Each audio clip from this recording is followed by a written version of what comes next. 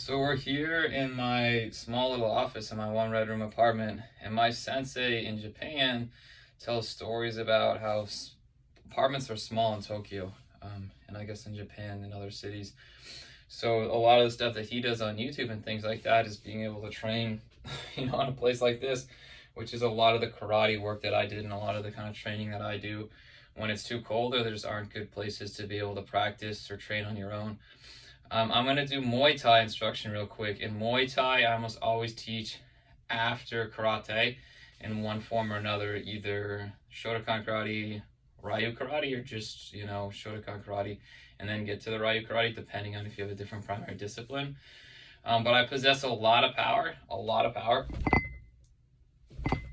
and kind of the way that I was taught to torque and stuff like that with Shotokan karate from Japan.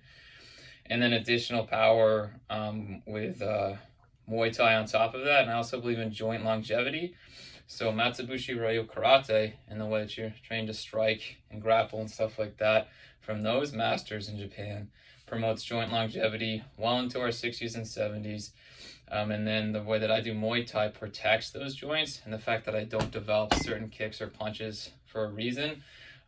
To help joint health, and then also to increase power and form, and then also to prevent injury or jiu-jitsu defense, the way I teach jiu-jitsu defense.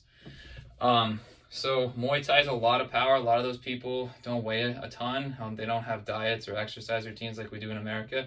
So for that reason, and the fact that it's very deadly with the 8-point system of hands, feet, elbows, and knees, it's one of the reasons why I normally teach it after you've proven or earned my respect when it comes to knowing karate. So the big difference in Muay Thai is the fact that up here, like Muay Thai boxing, the Cobra, we have it up here, is we have knees like that. We have knees like that, or blocks with the knees like that. And then we have elbows, like an elbow strike, like that. An elbow strike, more karate like that. Elbow strike like that. Elbow blocks like that. Those are Muay Thai blocks that are different. What I don't teach in Okami that they do in the school that I was schooled in is blocks with shins. I do forearms. I do karate forearms up here for some blocks depending on the strength of the opponent, and then strikes when I'm in close if I'm defending against jiu-jitsu. I also don't condone or teach shin kicks or shin blocks like they do in the school in Muay Thai that I've learned in. So those are the differences between Okami and the school that I learned in. And the school that I learned in does a lot of cool stuff that I'll talk about, if you get to know me or call me or whatever, draw the line.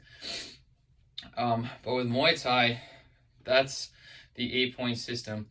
And form that I develop to prevent strength and stuff like that is kind of keeping my back arched, into like that when we're stepping into karate punches, which is different than kind of like that of a karate punch, kind of Muay Thai form. When you're inside and stuff like this, it also helps when you're throwing elbows and stuff like that. Muay Thai also has the step in like that. That's like a karate in when you step in, to a kick like that, or when you step into a kick like that. That's karate. But Muay Thai, though, that they push off. In karate, we push off like that. Where we push off like that. I don't teach that because I find it ineffective. What I teach is a Muay Thai pushing off, which is right like that. It's a Muay Thai kick. And a lot of Muay Thai kicks are centered around the legs or the ribs. And then they do have, knockout power up like that. But I don't teach all that stuff. But so the Muay Thai kick, that's a pushing off kick like that, and you step in. And with things like a roundhouse, I use some Muay Thai form to develop more power and like that. With hooks, like that's a karate hook, and then if I do a Muay Thai hook, which has a lot of power, I step into it like that, or a karate uppercut like that. I add the Muay Thai step in like that for a lot of power, but in Muay Thai there's a basic. So this is your basic fight thing. This is my stance. Muay Thai boxing is like this. Basic up like this, like the Cobra, like that. And then there's a punch like this, like that. And I do it with a karate, a punch like that. And what that punch does is it opens up knees like this. It opens up, uppercuts, it opens up, hooks and stuff like that. All stemming from that punch, which is a basic premise of Muay Thai. Muay Thai boxing, the form's different.